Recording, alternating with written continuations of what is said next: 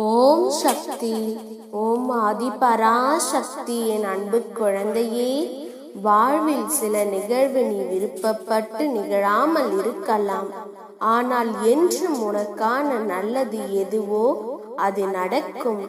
உன் விருப்பமில்லாமல் உன்னிடம் ஒரு நிகழ்வு வருகிறது என்றால் உன் அம்மா உன் அருகில் உனக்கான நல்லதை எடுத்து தருகின்றேன் என்று நம்பிக்கை கொள். அன்பு காட்டாத மனமும் சமரசம் செய்து கொள்ளாத குணமும் கொண்ட எந்த ஒரு நபராலும் வாழ்வின் இனிமையை உணர முடியாது குழந்தையே. அன்பினால் மட்டுமே உணர்வுகள் சிலிர்க்கும். சமரசத்தினால் மட்டுமே உறவுகள் நிலைக்கும். இதை உணர்ந்து செயல்பட்டால் மட்டுமே வாழ்வில் இனிமையாகும் குழந்தையே. வாழ்க்கையில் நீ விரும்பும் அனைத்தும் கிடைக்கும் என்று எதிர்பார்க்காதே.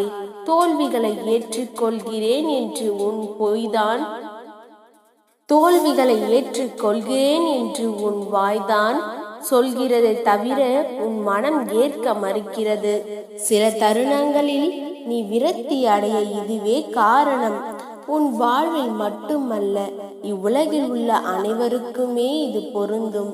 நிகழும் செயல்கள் எல்லாவற்றிற்கும் காரணம் உண்டு.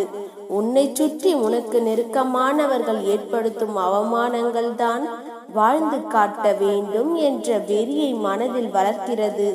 வாழ்க்கையில் நிம்மதி தேவை என்றால் ஞாபக மறதி நிச்சயம் தேவை என்பதை புரிந்து கொள்.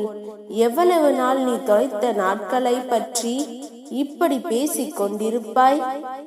இவ்வளவு நாள் வருந்திக் கொண்டே இருக்க போகிறாய்.